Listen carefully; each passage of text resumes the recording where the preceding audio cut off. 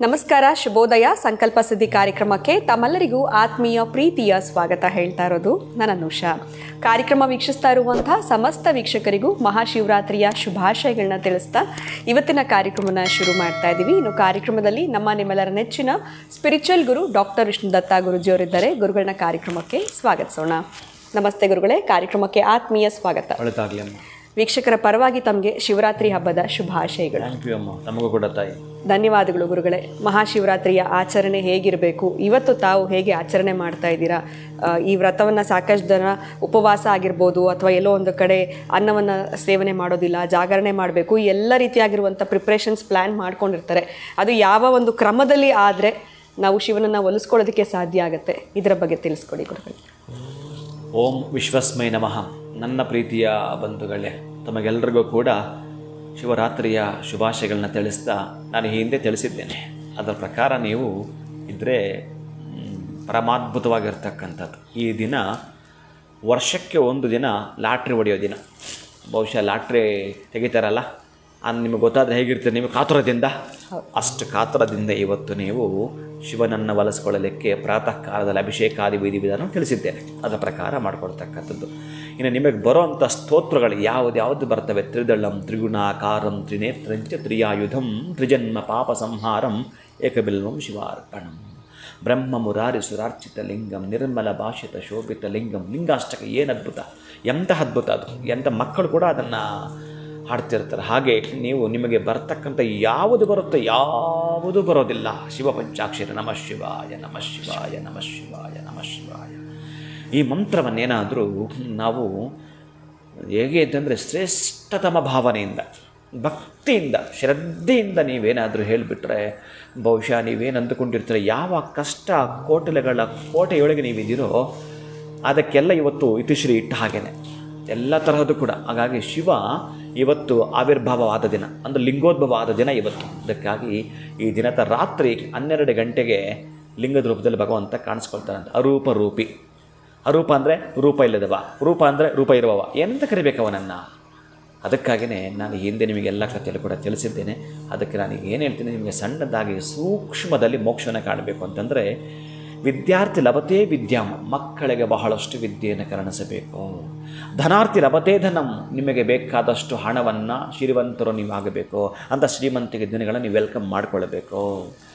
ಇನ್ನು ನಿಮಗೆ ಬೇಕಾಗಿರೋದು ಎಲ್ಲವನ್ನೂ ಕೊಟ್ಟಿದ್ದಾನೆ ನಮಗೆ. ನೆಮ್ಮದಿ ಒಂದಷ್ಟು ಬೇಕಾಗಿತ್ತು, ಆ ನೆಮ್ಮದಿಗೆ ಭಂಗವಿಲ್ಲದೆ ಪಡ್ಕೊಳ್ಳಬೇಕು. ಸೂಕ್ಷ್ಮದಲ್ಲಿ ಮೋಕ್ಷವನ್ನು ಕಾರಣ ಬಯಸುವವರೆಗೆ ಈ ಶಿವರಾತ್ರಿ. ಅದಕ್ಕಾಗಿಯೇ ಶಿವರಾತ್ರಿ ಅಂತ ಬೇರೆ ಕರೆದಿದ್ದಾನೆ ಇಲ್ಲಿ. ಆ ರಾತ್ರಿಯಲ್ಲಿ ಅಂದರೆ ಏನು ಗೊತ್ತಾ, ನಮ್ಮಲ್ಲಿರುವಂಥ ದೊಡ್ಡ ಮಟ್ಟದ ಕಷ್ಟಗಳು, ದೊಡ್ಡ ಮಟ್ಟದ ಅಜ್ಞಾನವನ್ನು, ಒಟ್ಟಾರೆ ಅಜ್ಞಾನವನ್ನು ಹೋಗಲಾಡಿಸ್ಬೇಕಾದ್ರೆ ನಮಗೇನು ಬೇಕು ಅಂದರೆ ಜ್ಞಾನವೇ ಬೇಕು. ಎಲ್ಲೋ ಒಂದು ಕಡೆ ಸೂರ್ಯ ಪೂರ್ತಿ ಎಲ್ಲ ಕಡೆ ಬೆಳಕು ಹರಿಸಿದ್ದಾನೆ, ಗೊತ್ತಿದೆ ನಮಗೆ. ನಮ್ಮದೊಂದು ತುಂಬ ಎಲ್ಲೋ ಒಂದು ಕಡೆ ಒಂದು ಕೋಣೆ ಇದೆ, ಆ ಕೋಣೆ ಒಳಗಡೆ ಸೂರ್ಯನ ಬಿಸಿಲು ಬರ್ತಾನೆ ಇಲ್ಲ. ನಾವು ಮಾಡ್ಕೊಂಡಿರೋ ತಾಪತ್ರಯ ಅದು, ನಾವು ಕಟ್ಕೊಂಡಿರೋ ಗುಹೆ ಅದು. ಅಲ್ಲಿಗೇನು ಮಾಡಿದ್ರೂ ಸೂರ್ಯನ ಕಿರಣ ಬರೋದೇ ಇಲ್ಲ, ಆಗಿದೆ. ಅದಕ್ಕೆ ವಿಂಡೋ ಇಲ್ಲ, ಬಾಗಿಲು ಚಿಕ್ಕದಾಗಿದೆ. ಒಟ್ಟಾರೆ ನಾವು ಅಲ್ಲಿ ಜೀವನ ಮಾಡ್ತಾಯಿದ್ದೀವಿ. ಅಂದರೆ ಕಷ್ಟ ಕೊಲಿಸ್ಕೊಳ್ಳಿದ್ದನ್ನು ಅಲ್ಲಿ ಏನು ಮಾಡಬೇಕು, ನೀವು ಸಣ್ಣದೊಂದು ಹಣತೆ ಇಟ್ಟರೆ ಬೆಳಕು ಬರುತ್ತೆ. ಇದು ನಿಜ ಅಲ್ವಾ? ನಿಮಗೆ ಗೊತ್ತಿರುತ್ತಲ್ವ ಇದು? ಹಾಗೆಯೇ ಇವತ್ತು ಸಣ್ಣದೊಂದು ಮಂತ್ರ ನೀವು ಹೇಳಿದರೂ ಶಿವ ಸಾಯುಜ್ಯ ಸ್ಥಿತಿಯನ್ನು ತಲುಪಿಡ್ತೀರಿ.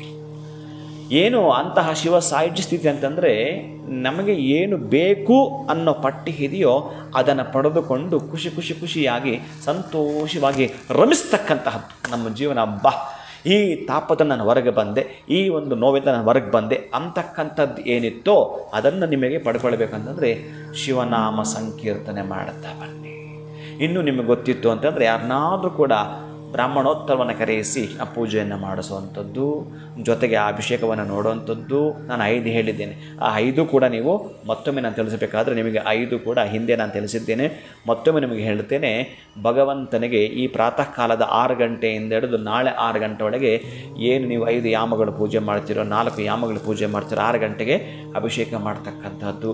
ಅಭಿಷೇಕ ಪ್ರಧಾನವಾಗಿರ್ತಕ್ಕಂಥದ್ದು ನೀವು ಕೇಳಿಸಿಕೊಂಡಿದ್ದೀರಿ. ಇನ್ನು ವಿಶೇಷವಾಗಿರ್ತಕ್ಕಂಥದ್ದು ಉಪವಾಸ, ಇನ್ನು 3ನೇದು ಜಾಗರಣೆ, 4ನೇದು ಬಿಲ್ಲೋಪತ್ರ ಅರ್ಚನೆ, 5ನೇದು ಶಿವನಾಮ ಸ್ಮರಣೆ. ಇಷ್ಟು ನಿಮಗೆ ನೆನಪಿತ್ತು ಇವತ್ತು ನಾನು ಮಾಡ್ಕೊಳ್ತೀನಿ ಅಂತಂದರೆ, ಇದೇ ನೆಕ್ಸ್ಟ್ ಇಯರ್ ಒಳಗಡೆ ನೀವು ಒಂದು ಪಟ್ಟಿ ಬರೆದಿಟ್ಕೊಳ್ಳಿ. ಆ ಒಂದು ಬಿಲ್ವದೊಳಗೆ ಹಾಕಬೇಕಾದ್ರೆ ಅದಕ್ಕೆ ಹೇಳ್ತೇನೆ, ನಾನು ಶುಭ್ರವನ್ನು ಬಳಸಿ ಶಿವನಿಗೆ ನೀವು ಮನೆ ಸಣ್ಣದೊಂದು ಲಿಂಗ, ಅದು ಮಣ್ಣಿಂದ ಇಟ್ಕೊಳ್ತಿರೋ, ಪಂಜಲು ಹೋದು ಇಟ್ಕೊಳ್ತಿರೋ, ಬೆಳ್ಳಿದು ಇಟ್ಕೊಳ್ತಿರೋ, ಅದನ್ನು ಮಾಡ್ತಾ ಪೂಜೆಯನ್ನು ಮಾಡಿಕೊಡಿ. ಯಾರಿಗೆ ಸಾಧ್ಯ ಆಗುತ್ತೆ ಅವರು ಉಪವಾಸವನ್ನು ಮಾಡಿ.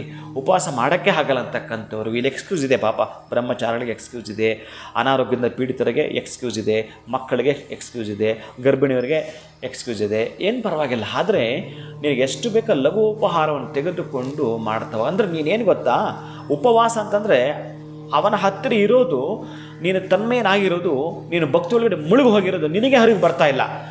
ನೋಡ್ತೀಯ, ನೋಡಿದ್ರೆ ಇವತ್ತು 6 ಗಂಟೆ ಕೂತಿರೋದು ಬಹುಶಃ ಮಧ್ಯರಾತ್ರಿ ಆಗಿದೆ. ಅರೆ ಮಧ್ಯರಾತ್ರಿ ನಿನಗೆ ಆಶ್ಚರ್ಯ ಆಗಿಬಿಡುತ್ತೆ. ಅವಾಗೊಂದಷ್ಟು ಪೂಜೆಯನ್ನು ಮಾಡ್ತೀಯ, ನಂತರ ಗೊತ್ತೇ ಆಗಲ್ಲ, ನೆಕ್ಸ್ಟ್ ಡೇ 6 ಗಂಟೆ ಆಗಿರುತ್ತೆ. ಇದು ಜಾಗರಣೆ. ಅಂದರೆ ಅವನ ಜೊತೆಗಿನ ಅದ್ಭುತವಾಗಿರ್ತಕ್ಕ ಅವಿನಾಭಾವ ಸಂಬಂಧದೊಂದಿಗೆ ಕಾಲಹರಣ ಮಾಡೋದೇ ಉಪವಾಸ, ಜಾಗರಣೆ, ಅನುಷ್ಠಾನ, ಪೂಜೆ, ಮಂತ್ರ ಇದನ್ನು ಮಾಡಿಕೊಳ್ತೀರಿ.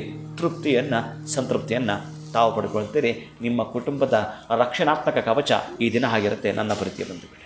ಖಂಡಿತವಾಗ್ಲೂ ಗುರುಗಳೇ, ಶಿವರಾತ್ರಿಯ ಆಚರಣೆ ಹೇಗಿರಬೇಕು, ಒಂದು ರೀತಿ ನಮ್ಮ ಲೈಫ್ನಲ್ಲಿ ನಾವೇನು ಅಂದ್ಕೊಳ್ತೀವಿ ಅದನ್ನು ನೆರವೇರಿಸ್ಕೊಳ್ಳೋದಕ್ಕೆ ಲಾಟ್ರಿ ಹೊಡೆಯುವಂಥ ದಿನ ಈ ಒಂದು ಶಿವರಾತ್ರಿ ಅಂತ ತಿಳಿಸ್ಕೊಟ್ರಿ.